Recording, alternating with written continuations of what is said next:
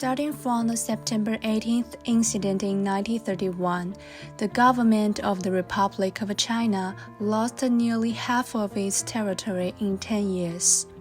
At the same time, another historical record was set, that is, it still maintained diplomatic relations with Japan and did not declare war even after 10 years of war, and the loss of the two capitals of Nanjing and Wuhan. It was not until the end of 1941, seeing Japan brazenly picking quarrels with our friends Britain and America. Britain and the United States fought with Japan. The government finally declared war. Always give people, hit me can, hit my father cannot. It's no doubt the black history.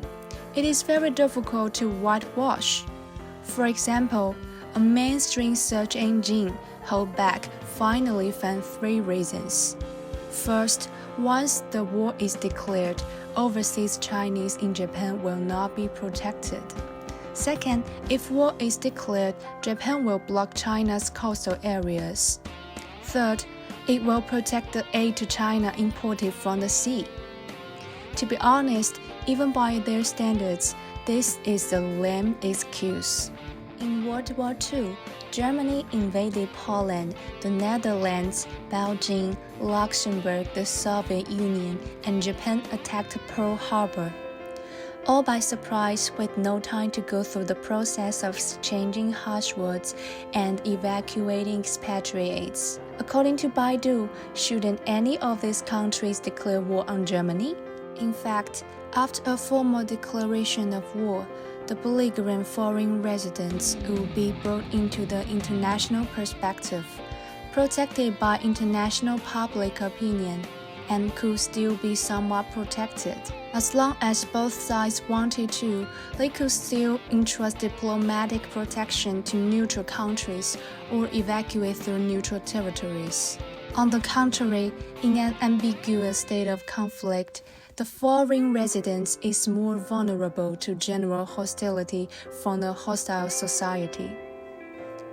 In the 10 years when the ROC government did not declare war on Japan, the Japanese society at that time never stopped expelling, persecuting, and attacking overseas Chinese. However, to stop the other side from persecuting its own expatriates, the key lies in how much the other side can control its expatriates, so that the other side will have some scruples.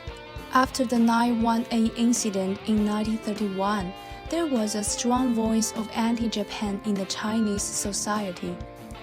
At that time, there were a large number of Japanese expatriates in China. The Japanese authorities were afraid, so they repeatedly said that they would do their best to protect the safety of foreign residents and asked the government to equally protect the Japanese expatriates. After the outbreak of the anti-Japanese war in 1937, because the Japanese army was well prepared, it quickly withdrew most of the foreign residents, so that the ROC government lost its leverage and the Japanese government said nothing. From the perspective of other countries, after the outbreak of the Pacific War, the invading Japanese army detained more than 10,000 expatriates from Britain, the US, and other countries. And the US also detained 120,000 Japanese expatriates and people of Chinese descent. Neither side delayed the war. You can't say that your country loves its foreign residents and other countries are just ingrates, can you?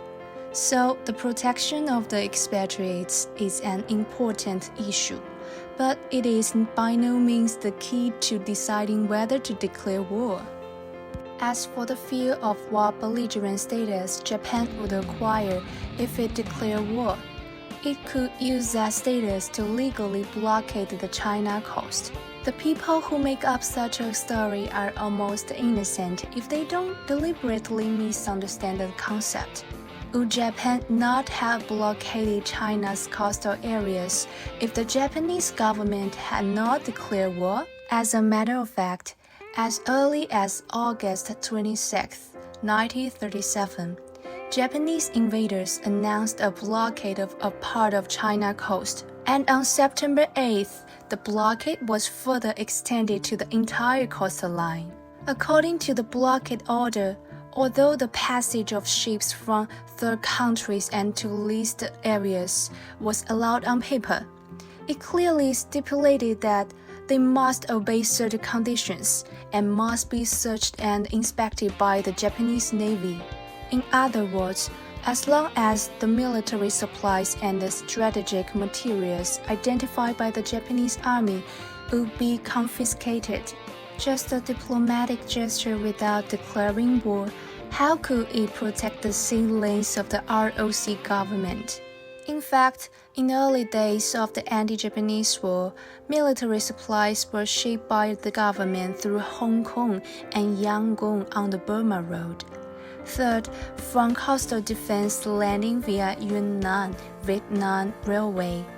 Even though Yangon and Haiphong were British and French colonies, the Japanese were still able to blockade them through diplomatic pressure, such as the vital Burma Road, which was closed by the British authorities for more than 3 months. Similarly, in February 1938, the ROC government bought tanks and artillery from the Soviet Union like a parade, transport them through the streets of Haiphong with swagger, which was splashed on the front page of local newspapers. After the Japanese got the evidence, they immediately threatened to bomb the Yunnan-Vietnam Railway. The French government could only be subserved in and prohibited the transport of military supplies in Haiphong port.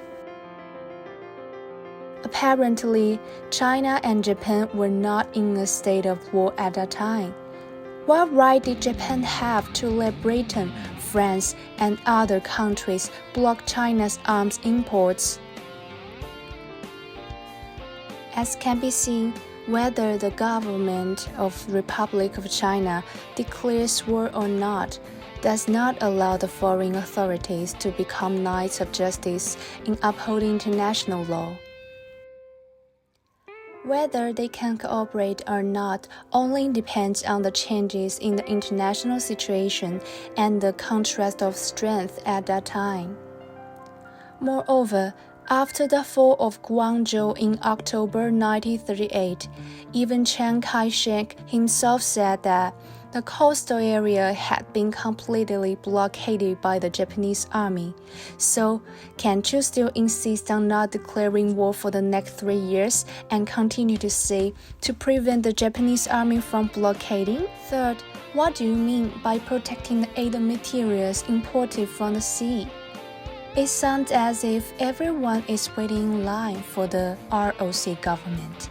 In the early days of the anti-Japanese war, Britain and the France practiced appeasement in the Far East for fear of offending Japan. They even cut off the channels for their government to purchase arms, let alone aid China.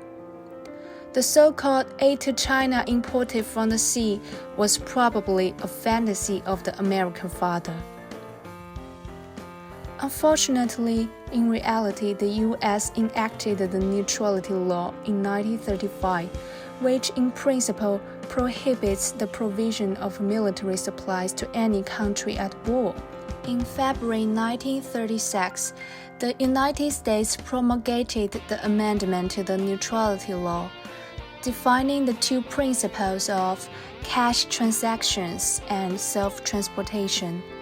In other words, certain strategic materials can be sold to warring countries as designated by the President of the United States, but they must be purchased in full and transported by themselves. In this regard, the ROC government conducted an internal study and clearly pointed out that if the United States fully launched the neutrality law, China and Japan would have both advantages and disadvantages. The key to the partial initiation of the legislation depends on which side the U.S. government uses the favorable provisions. It is obvious that the 1936 cash transactions and self-transportation principles greatly favors Japan, which has a powerful navy and does not favor China.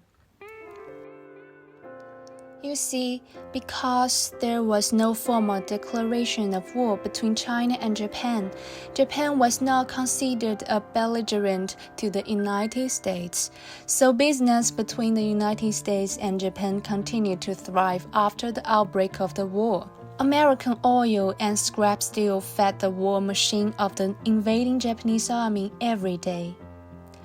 Therefore, in July 1937, when the ROC government learned that the scope of a neutrality law was being discussed with the U.S. government, its first reaction was not that "Dad is come to save me," but that it would be detrimental to China. Ironically, by June 1941, something even more humiliating happened.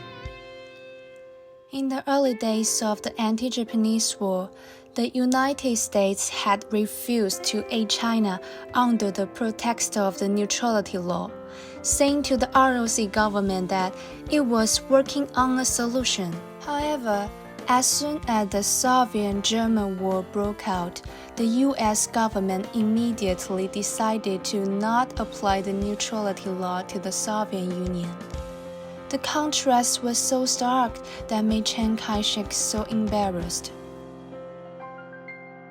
However, for the ROC government, in October 1938, there was a little hope that the neutrality law was in place. Anyway, its coastal areas had been completely blocked by the Japanese. If the government declared war on Japan at this time, it could immediately strike Japan's strategic material procurement in the United States. Chiang Kai-shek thought, if we declare war, the United States should implement the neutrality law to cut off the enemy's way to buy oil and steel from the United States. It could be in our interest. At that time, who opposed the declaration of war within the ROC government? One was Wang Jingwei and the other was Hu Shi, the ambassador to the United States. Their main objection: in a state of war, it could be difficult for ROC government to obtain foreign laws. Until today, many people still use their excuse to protect the ROC government. In fact, the traitor Wang Jingwei cannot be mentioned. Hu Shi, at the state government diplomatic top, can also make up such reason. This person can be seen at a low level. Before the outbreak of the Pacific War, the ROC government received a total of 10 loans, including 4 from the United States, a total of $120 million. 3 from the Britain, a total of more than 10 million pounds. But the American loans are limited by the neutrality law, cannot be used to buy American weapons. The British loans were designated to maintain the exchange rate between fiat currency and sterling and were earmarked for special purpose, and the earliest British and American loans were not available until February 1939. After severe losses in 1937, the ROC Army needed to buy large quantities of weapons, ammunition, aircrafts, tanks, and artillery. How could it wait until 1939? As a matter of fact, it was Stalin who really helped the Chinese army in 1938. In February 1938, just after the fall of Nanjing, the Soviet Union gave $50 million to the government of Republic of China. In July, it gave a second loan, also $50 million. In June 1939, it gave $150 million in one lump sum, making 3 loans totaling $250 million. The interest rate was 3%, which could be repaid with minerals and agricultural products. Compared with the 4% interest rate of the American loans, the financial terms were much more favorable. Most importantly, Soviet weapons could be purchased on the spot. The ROC government used the loan to buy weapons and equipment which could arm 20 divisions and rebuild the air force with Soviet fighters and light bombers. In 1939, the Chinese army was basically overcome by Soviet weapons, which can be timely help. As the biggest financial contributor of the government in the early stage of the anti-Japanese war, the Soviet Union never paid any attention to the neutrality obligation. On the contrary, according to the report of the military intelligence in September 1937, the military attaché of the Soviet embassy in China was active and suggested that the government immediately declare war on Japan, for which made a lot of promises. What you can't get foreign loans after declaring war also do not know which aspect of the rule. The sugar daddy is urging you to declare war. From the point of view of the Soviet Union at that time, knowing that Europe will fight sooner or later, it was the best choice to keep Japan trapped in China. For Britain and France, facing the great threat of Germany, it was natural for them to avoid offending Japan in the Far East. For the United States, the balance between stopping Japanese expansion and supporting the European war and rearming the United States Army made it hard to bet too quickly on the disastrous and dying state of the ROC government in 1937–38. Therefore, the fundamental motive that determines state behavior is national interests. Foreign residence, neutrality, and blockade are all diplomatic tactics, which can be reversed today and reversed tomorrow. Even the decision makers of the ROC government at that time do not really believe them. Unfortunately, even today, some people still use this as a reason for not declaring war even after 10 years of resistance. It seems that they pretend that they do not know.